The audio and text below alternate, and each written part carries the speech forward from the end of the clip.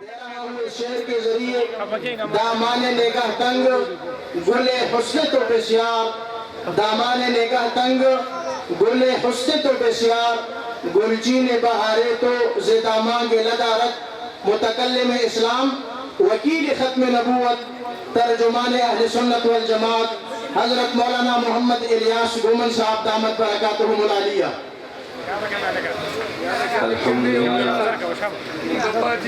الحمد لله وحده لا شريك له والصلاة والسلام على من لا نبي بعده أما بعد فأعوذ بالله من الشيطان الرجيم بسم الله الرحمن الرحيم اليوم أكملت لكم دينكم وقال النبي صلى الله عليه وسلم فضلت على الأنبياء بست أوتيت جوامع الكلم ونصرت بالرعب وأحلت لي الغنائم وجعلت لي الأرض مسجدا وطهورا وأرسلت إلى الخلق كافة وختم بي النبيون اللهم صل على محمد وعلى آل محمد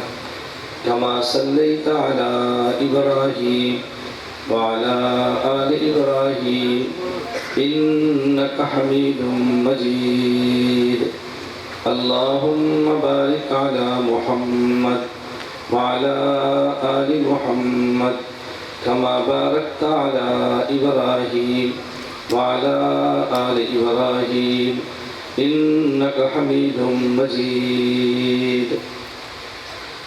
نہ میں کا ذکر نہ پینے کی بات کرتے ہیں، میں کہتے ہیں شراب کو، نہ ہم شرابی ہیں نہ شراب کی باتیں کرتے ہیں۔ نہ میں کا ذکر نہ پینے کی بات کرتے ہیں، ہم اہل دل ہیں اور مدینے کی بات کرتے ہیں۔ نہ میں کا ذکر نہ پینے کی بات کرتے ہیں، ہم اہل دل ہیں اور مدینے کی بات کرتے ہیں۔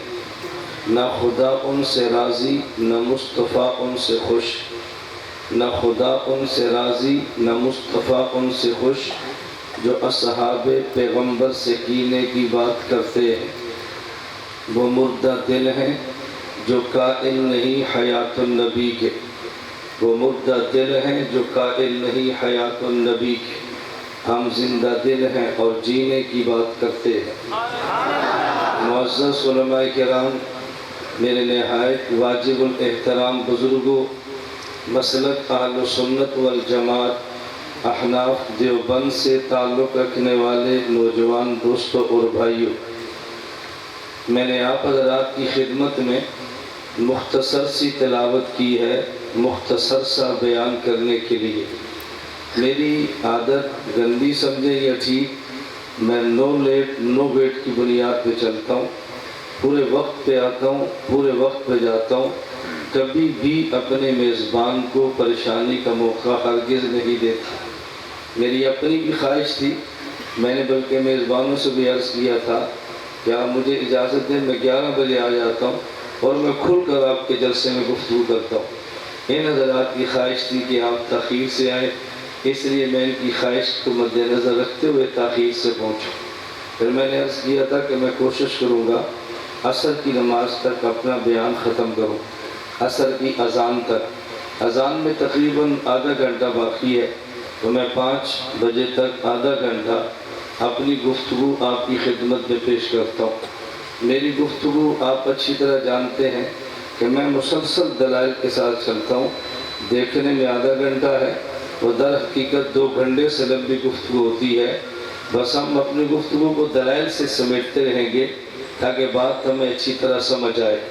ہم نے کلمہ پڑھا ہے خاتم الانبیاء حضرت محمد عربی صلی اللہ علیہ وسلم کا۔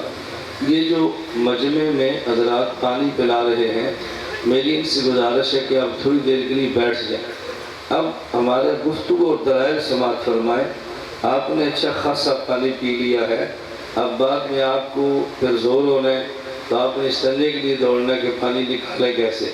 تو تھوڑی دیر آپ توجہ سے دلائل سماعت فرمائیں اور تشریف رکھیں، اللہ میں بات سمجھنے کی توفیق عطا فرمائے۔ ہم نے کلمہ پڑھا ہے خاتم الانبیاء حضرت محمد عربی صلی اللہ علیہ وسلم کا، اور ہمارا دعویٰ یہ ہے ہمارے پیغمبر کائنات میں سب سے افضل، سب سے اولا اور سب سے اعلیٰ ہے۔ اگر کوئی بندہ آپ سے پوچھے ہمارے نبی کائنات میں اعلیٰ، اولا اور افضل کیوں ہیں، ہم جذبات اور صرف عقیدت کی بات نہیں کرتے، ہم دلائل کے ساتھ یہ بات کہتے ہیں کہ دنیا میں کسی بھی شخص کے افضل اور اعلیٰ ہونے کی بنیادی دو وجہ ہیں۔ صرف انسان ہی نہیں، ہر چیز کے افضل ہونے کی دو وجہ۔ نمبر ایک، اس کا خمیر اور مٹیریل کیا ہے۔ نمبر دو، اس کے فوائد کیا ہیں۔ مٹیریل اور فوائد کے بدلنے سے قیمت چیز کی بدل جاتی ہے۔ آپ دکان پہ جائیں، یہ گھڑی کتنے کی ہے؟ 500 کی۔ یہ کتنے کی ہے؟ 5000 کی۔ قیمت میں فرق کیوں پڑا ہے؟ یہ 500 والی پلاسٹک سے بنی ہے اور یہ 5000 والی فلاں دھات سے بنی ہے۔ یہ واٹر پروف نہیں ہے اور یہ واٹر پروف ہے۔ یہ گھڑی کتنے کی ہے؟ 50,000 کی ہے۔ کیوں؟ اس لیے کہ اس میں سوئی گولڈ کی لگی ہے۔ یہ گھڑی کتنے کی ہے؟ 1,00,000 کی ہے۔ کیوں؟ اس میں جو سوئیاں ہیں وہ ڈائمنڈ کی لگی ہے۔ اس کے فوائد یہ ہیں، چیز کا مٹیریل اور اس کے فوائد بدلنے سے قیمت بدل جاتی ہے۔ ہم انسانوں کے سردار بلکہ سید الکائنات حضرت پیغمبر کے بارے میں دیکھیں، ہمارے پیغمبر کا خبیر کیا ہے، ہمارے پیغمبر کی آمد کے فوائد کیا ہیں، تو محسوس کریں گے کائنات میں سب سے افضل اور اعلیٰ ذات پیغمبر کی ہے۔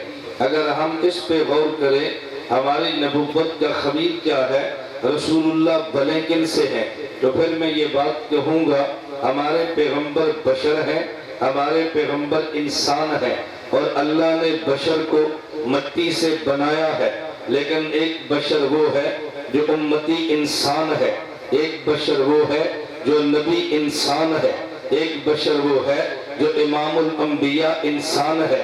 بشر 3 قسم کے ہیں، مٹی 3 قسم کی ہے۔ مجھے اور آپ کو خدا نے جس مٹی سے بنایا وہ زمین والی ہے۔ آدم سے لے کر عیسیٰ علیہ السلام کو جن مٹی سے بنایا وہ جنت والی ہے۔ امام الانبیاء کو جس مٹی سے بنایا وہ جنت الفردوس والی ہے۔ جو زمین والی اور جنت والی مٹی میں فرق ہے، یہ امتی نبی میں فرق ہے، اور جو جنت والی اور جنت الفردوس کی مٹی میں فرق ہے، یہ نبی اور امام الانبیاء میں فرق ہے۔ ہمارے پیغمبر بشر ہیں لیکن عام بشر نہیں، نبی ہیں۔ صرف نبی نہیں، افضل الانبیاء ہیں۔ ہمارے پیغمبر کو خدا نے جنت الفردوس کی مٹی سے وجود بخشا ہے۔ اگر کوئی بندہ تم سے پوچھ لے دلیل کیا ہے خدا پیغمبر کو جنت کی مٹی سے بناتے ہیں، اس پہ دلیل قرآن بھی ہے، اس پہ دلیل روایات نبوت بھی ہے۔ قرآن کریم میں ایک دلیل میں عرض کرتا ہوں، منہا خلقناکم وفیہا نعیدکم ومنہا نخرجکم تارۃ اخری۔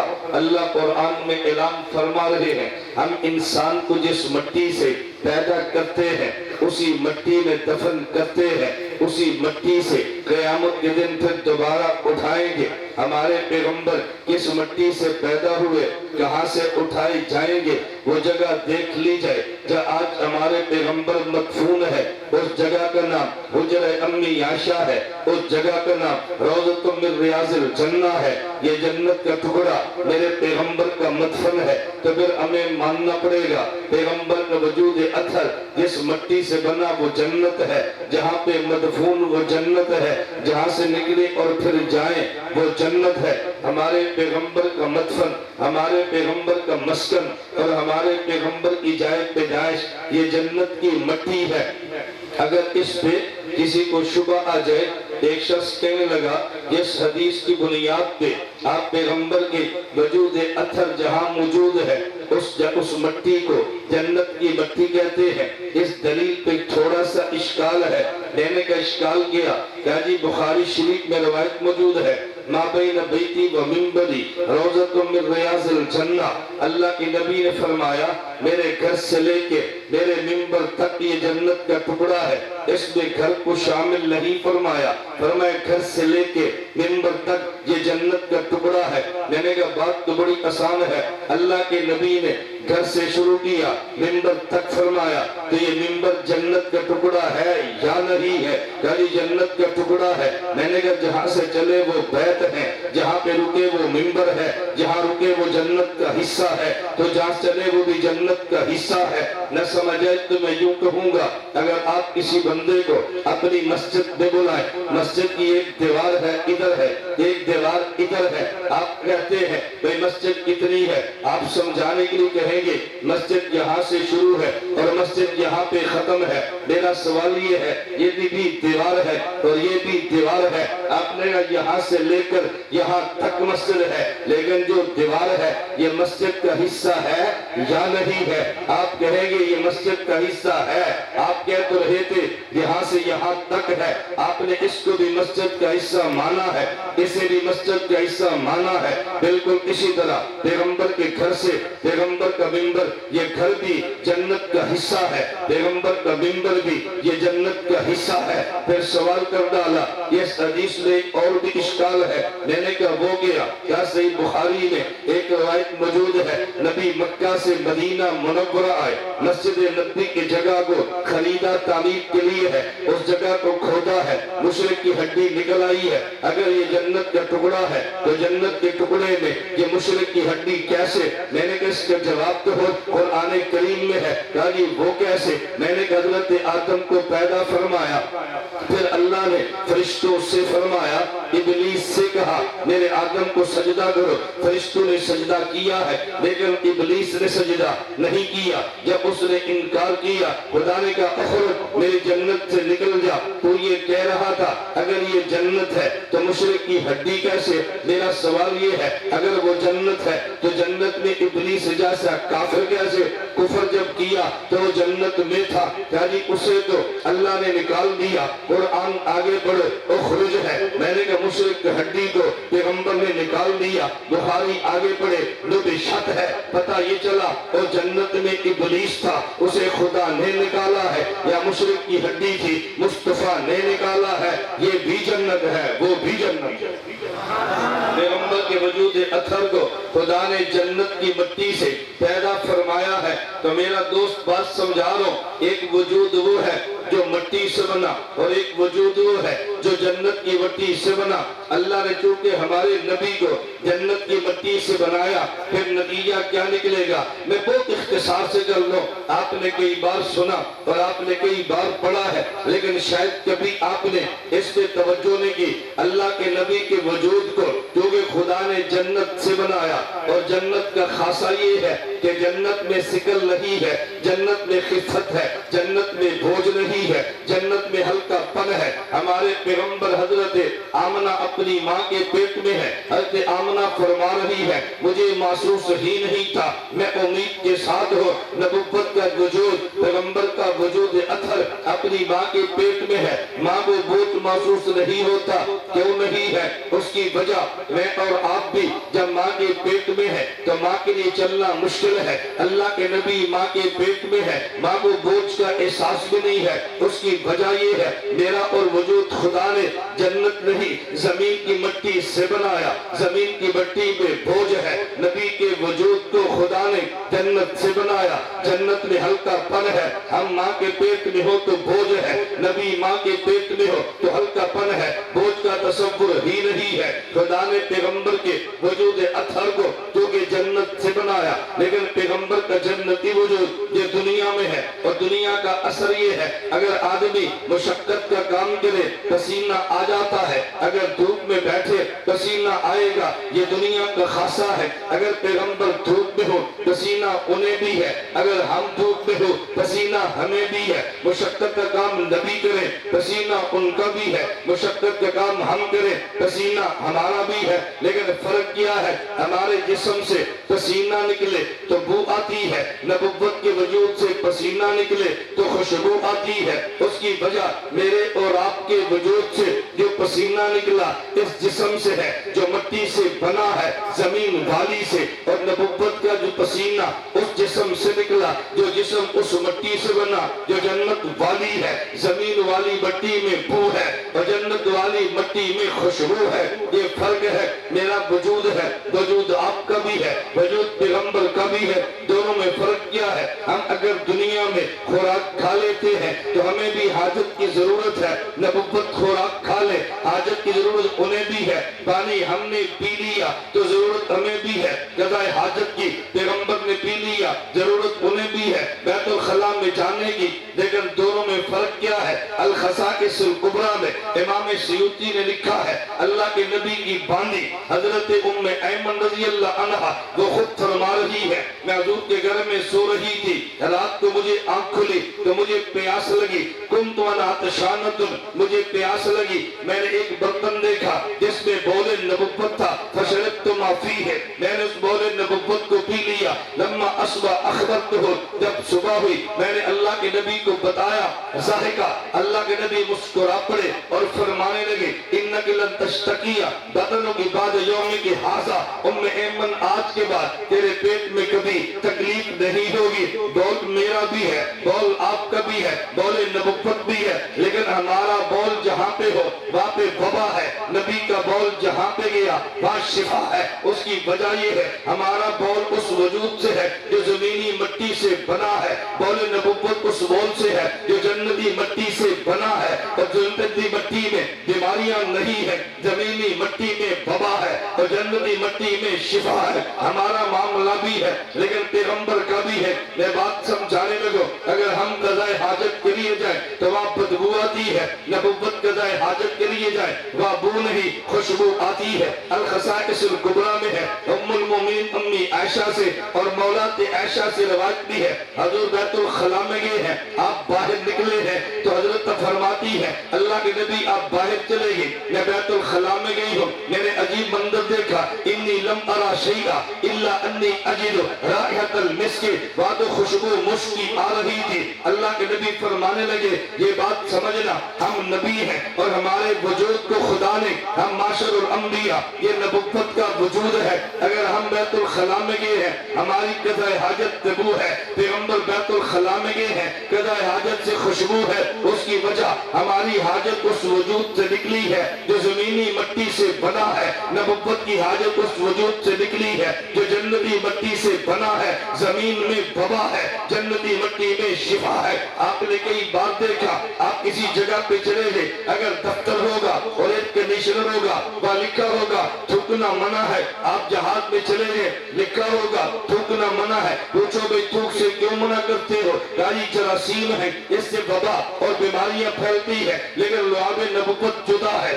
اللہ کے نبی خیبر کے موقع پہ فرمانے لگے آج میں اس کے ہاتھ میں علم دوں گا جس کے ہاتھ میں خدا خیبر کو فتح کر دے گا۔ علی المرتضیٰ کو بلایا گیا، حضرت علی المرتضیٰ ہے، اللہ کے نبی نے فرمایا علی پرچم لو اور تم خیبر کا سفر کرو۔ حضرت علی المرتضیٰ نے عرض کیا میری آنکھوں میں تکلیف ہے، نبی نے لعاب نکالا، علی کی آنکھ پہ لگایا، فوراً شفا مل گئی ہے۔ آپ نے غار ثور کا منظر سنا ہے کہ غار ثور میں صدیق اکبر رضی اللہ عنہ اپنے حضرت صدیق اکبر رضی اللہ عنہ اپنی گود بچھا کے وہ بیٹھے ہیں، نبی اپنا سر حضرت صدیق کی گود میں رکھ کے سو رہے ہیں، باہر سے موذی نے ڈسا ہے، ابو بکر صدیق کی ایڑی پہ شدت سے تکلیف ہوئی، لیکن صدیق اکبر نے اپنے جسم کو حرکت نہیں دی کہ پیغمبر کی آنکھ نہ کھل دے. اچانک صدیق کی آنکھوں سے آنسو گرا جو نبی کے رخسار پہ گرا ہے. نبی کی آنکھ کھل گئی. صدیق کیا ہوا؟ جب ایڑی کو دیکھا وہاں پہ سانپ نے ڈسا ہے.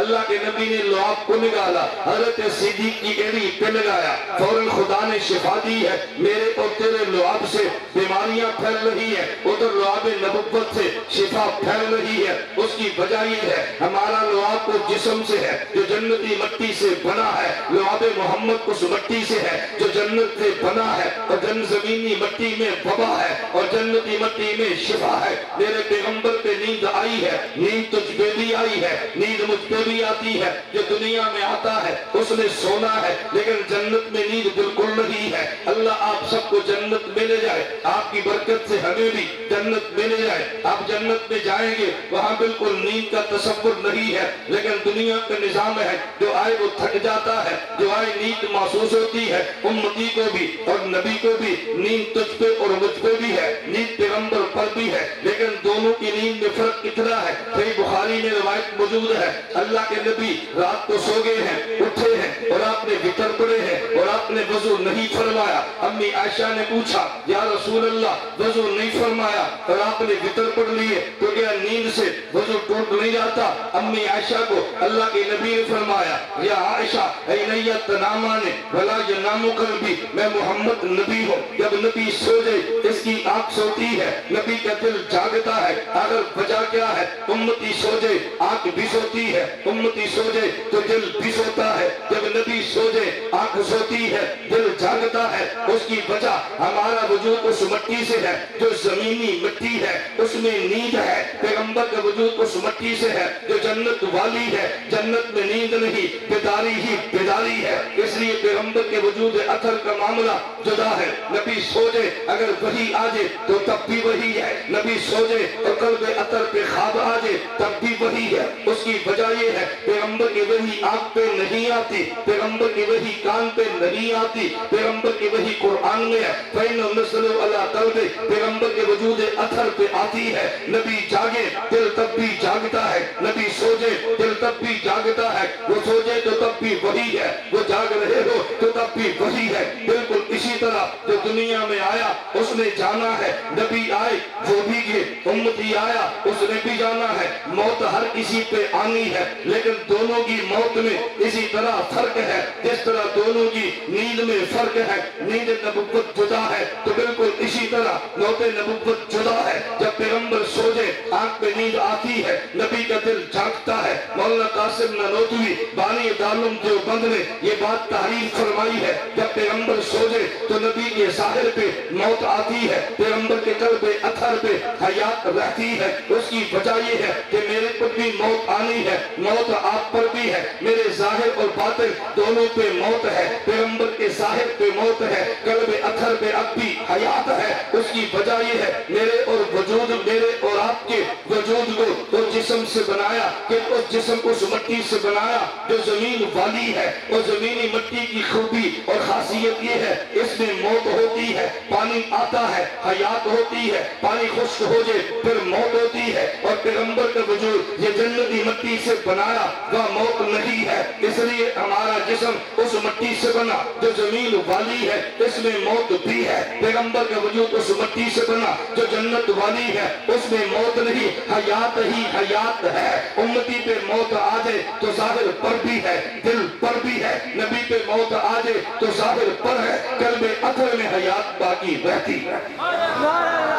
یہ ہمارے عقائد اپنے فرضی نہیں ہے, مولانا قاسم نانوتوی رحمہ اللہ نے لکھے ہیں اور اس پہ دلائل موجود ہے. میں بات اس لیے کہتا ہوں, میں بڑی جرات کے ساتھ کہتا ہوں, مجھے جو بندی ہونے پہ فخر ہے اور میں ہر سٹیج پہ کہتا ہوں, تمہارے چار صدا میں نہیں, سرگودا میں نہیں, میں ملک سے باہر ہر ماہ جاتا ہوں اور پوری دنیا میں کہتا ہوں مجھے جو بندی ہونے پہ ناز ہے, مجھے جو بندی ہونے پہ فخر ہے. اور میں فخر کیوں نہ دوں, ایک بات توجہ سے سمجھنا, میں بات جرات سے سمیت ہماری دو پہچانیں ہیں، ایک نظریاتی پہچان ہے، ایک جغرافیائی پہچان ہے۔ میری نظریاتی پہچان کا نام اسلام ہے، میری جغرافیائی پہچان کا نام پاکستان ہے۔ مجھے جو اسلام ملا ہے وہ بھی علماء دیوبند کی وجہ سے ملا ہے، مجھے جو پاکستان ملا ہے وہ بھی علماء دیوبند کی وجہ سے ملا ہے، جنہوں نے مجھے اسلام بھی دیا ہے، پاکستان بھی دیا ہے۔ میں ان کا نام لوں گا اور فخر سے لوں گا۔ مجھے دیوبند پہ ناز ہے، عقیدے پر ناز ہے، تاریخ پر ناز ہے۔ ہم نے کبھی بھی ریورس گیٹ نہ لیا ہے، نہ آئندہ لیں گے، نہ ہم پیچھے ہٹے ہیں، نہ آئندہ پیچھے ہٹیں گے۔ دیوبند کے ہر عقیدے کو ہم بیان کریں گے، بند کمرے میں بھی کریں گے، مدرسے میں بھی کریں گے، سٹیج پر بھی کریں گے۔ دیوبند عقیدہ پر حق ہے تو عقیدہ چھپانے کے لیے نہیں ہوتا، عقیدہ چھاپنے کے لیے ہوتا ہے۔ عقائد چھاپنے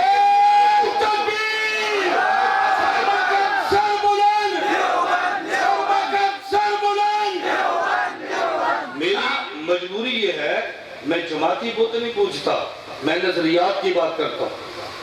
میں اس لیے کہتا ہوں دیوبند کی ہر جماعت میری جماعت ہے، دیوبند کا ہر بزرگ میرا بزرگ ہے۔ جو مجھ سے چھوٹا وہ ہمارا کارکن اور بھائی ہے، جو ہم سے بڑا وہ ہمارا قائد اور ہمارے سر کا فخر ہے۔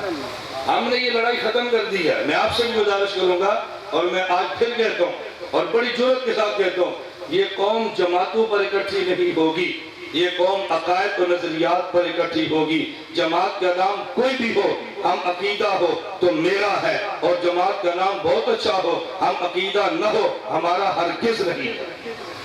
نظریات اور عقائد پر کبھی بھی کمپرومائز نہیں ہوتا، اور ہمارے بزرگ جو جہاں جہاں بیٹھ کے محنت کریں وہ ہمارے ہیں۔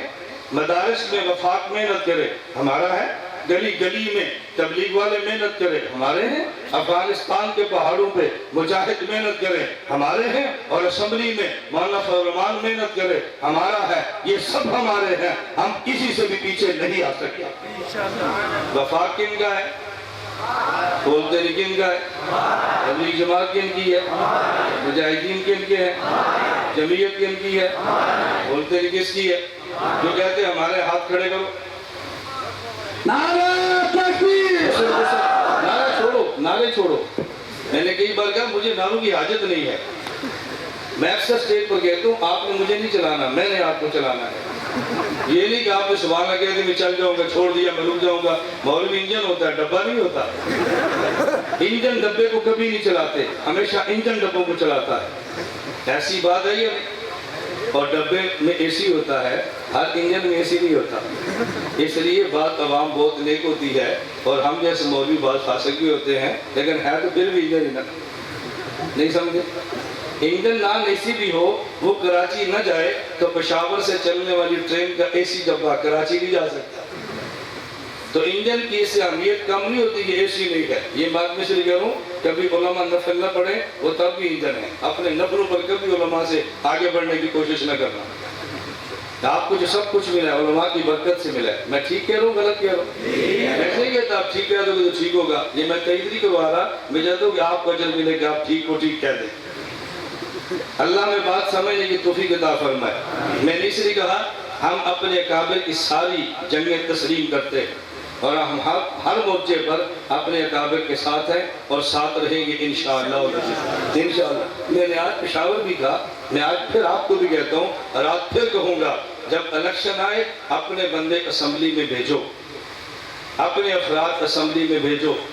یہ کمزور ہو جائے تب بھی اپنے۔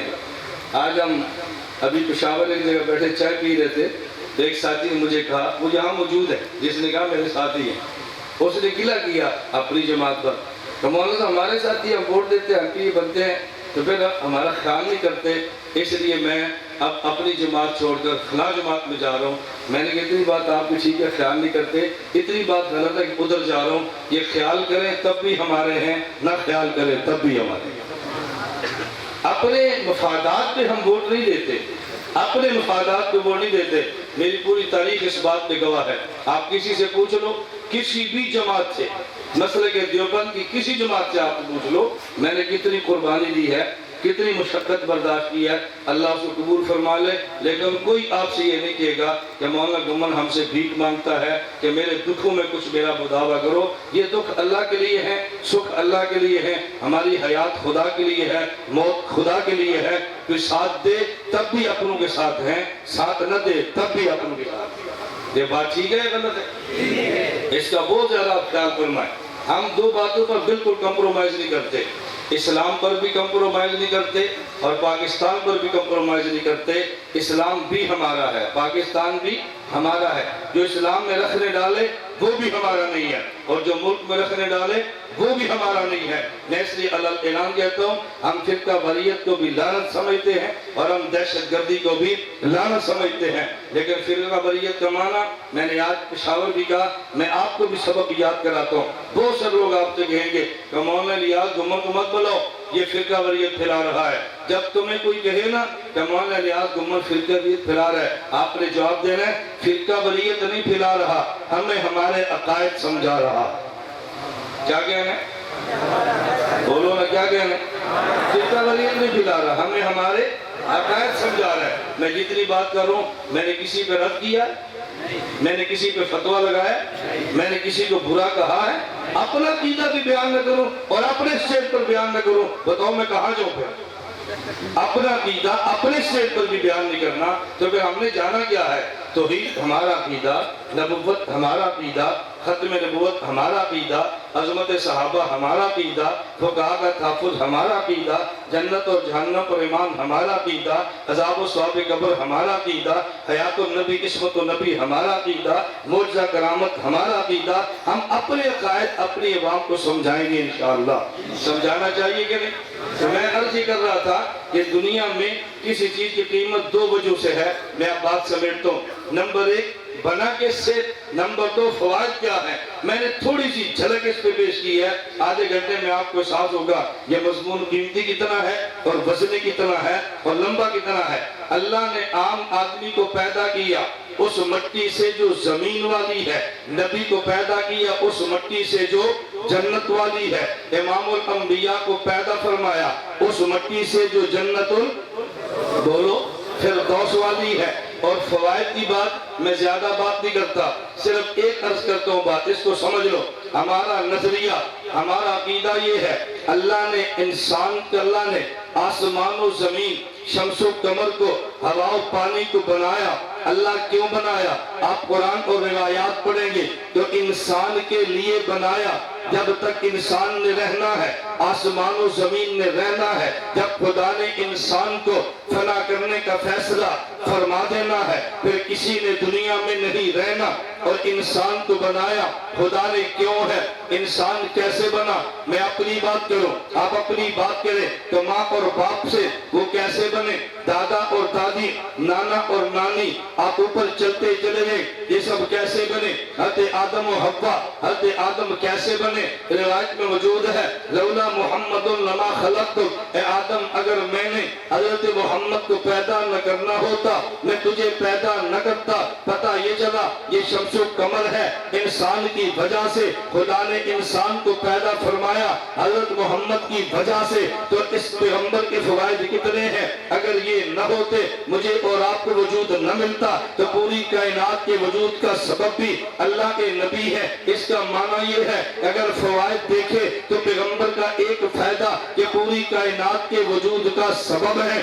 پیغمبر بنے کس سے؟ جنت الفردوس سے۔ تو دونوں چیزیں دیکھ لیں، بنے کس سے؟ سب سے اعلیٰ چیز سے۔ اور فوائد کیا ہے؟ سب سے اعلیٰ۔ ہم اس بنیاد پہ کہتے ہیں ہمارے نبی اعلیٰ بھی ہے، ہمارے نبی افضل بھی ہے۔ مرزا قادیانی مدِ مقابل کو دیکھ لو، ہمارے نبی پیدا جنت سے اور مرزا قادیانی پیدا صرف عام مٹی سے بھی نہیں ہے۔ مٹی نہیں، مٹی کی بجائے ٹٹی کہو، یہ مٹی سے نہیں بنا، ٹٹی سے بنا ہے۔ تو ہمارے پیغمبر کا وجود جنت الفردوس سے ہے، اس بے ایمان کا وجود ایک ٹٹی خانے سے ہے۔ میٹیریل دیکھو تو کتنا ناقص ہے، اور فوائد دیکھو تو خود بھی غلام تھا، امت کو غلام بنایا ہے، خود بھی انگریز کا پودا चाहता था, अपनी उम्मत को अंग्रेज का पौधा बनाया है, खुद भी गुलामी पे फख्र था, उम्मत अपनी को गुलामी की तरफ धकेला है। हमारे पैगंबर आजाद थे, अपनी उम्मत को आजादी का दर्स दिया है। हमारे पैगंबर का खमीर देखो तब भी आला है,